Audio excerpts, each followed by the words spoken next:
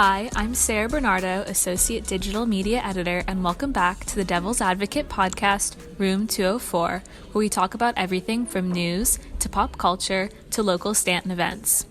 As athletes play in highly popular games, such as the Stanton-Paxton game, they can spend weeks and months preparing for the day of the game.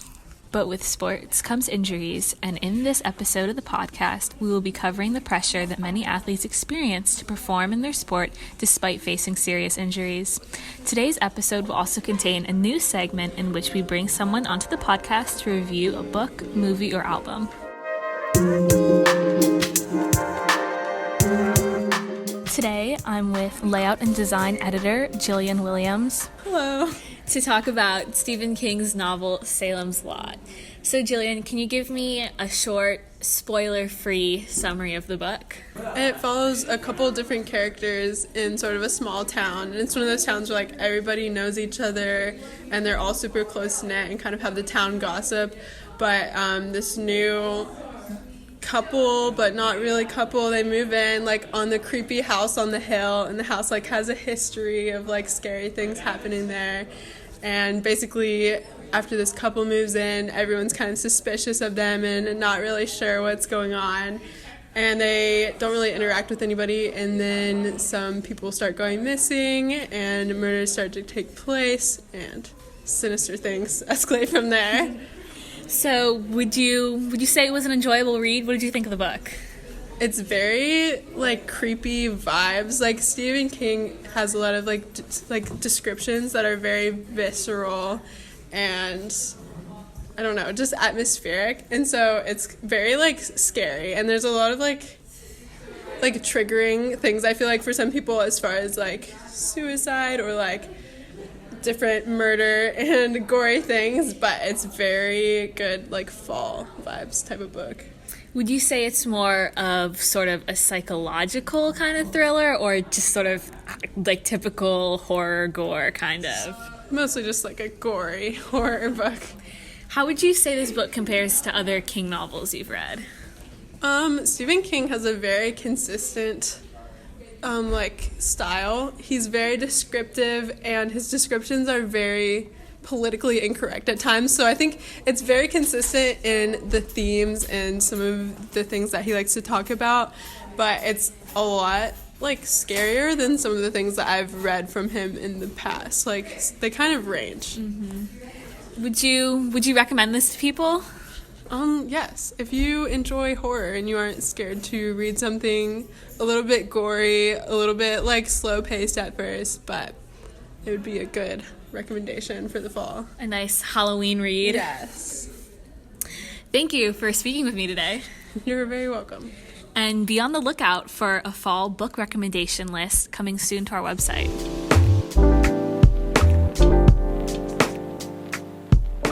And now I'm joined with Olivia Spahi to talk about her experience playing a sport and how being injured affected her performance.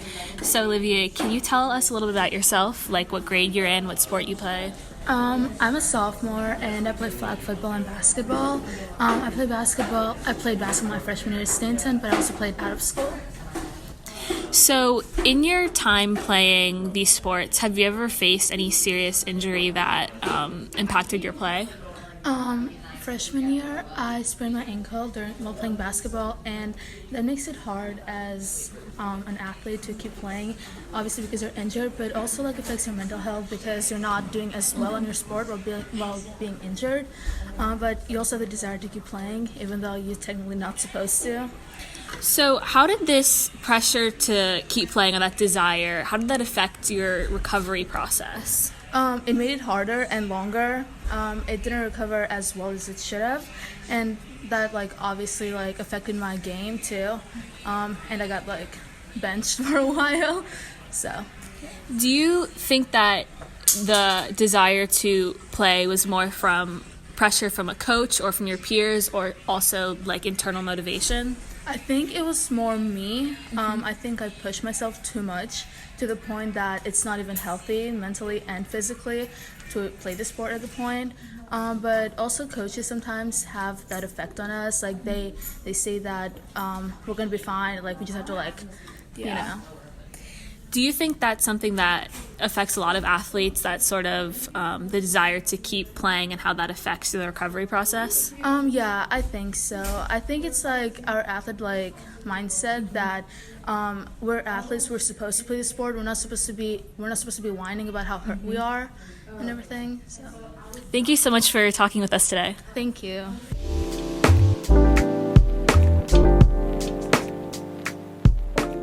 Next, we will hear from Arv Sharma about his experience with sports and injuries. So, Arv, can you tell us a little bit about your story and what sport you played?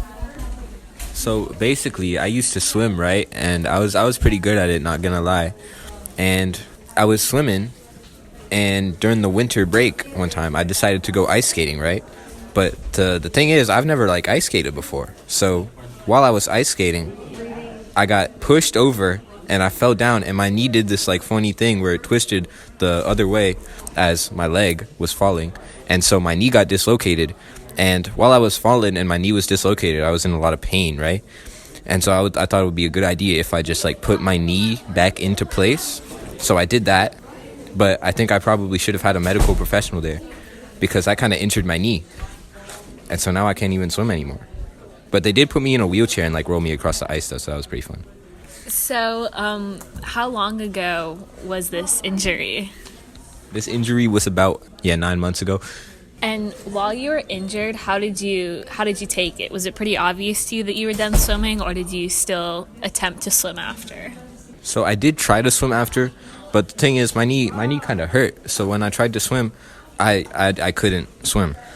And so, what's it been like for you having the loss of that sport? I'm all right with it because it took up a lot of time for me, and I was just doing it to do it, so it's fine, I guess. When you were injured, did you feel pressure at all to try to work over the injury to continue swimming from internal pressure or a coach or parents? Yeah, my dad was like, hey, you should keep swimming. You should come swimming with me so that you can better your time and be faster. And so I did that, but then when I tried to swim, my knee kind of hurt, so I just didn't swim. Do you have any advice for athletes working through a sports injury? I'm not gonna lie. If it's pretty serious, you should just stop doing it. All right, thank you for talking with us today. You're welcome.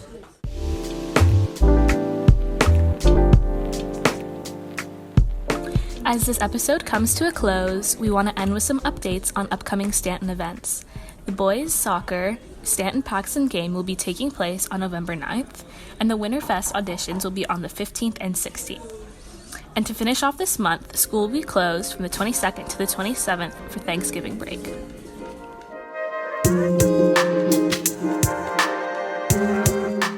And with that comes the end of this episode of Room 204. This podcast is produced by podcast engineer Rowan Kirshner and hosted by me, Sarah Bernardo. Thank you for listening, and thanks to Jillian Williams, Olivia Spahi, and Arav Sharma for participating in this episode. Theme music is created by Isaiah Fluardi. Be sure to follow us on Twitter and Instagram at SCP Newspaper, and stay tuned for the next episode of Room 204, where we will cover more stories about the Stanton community.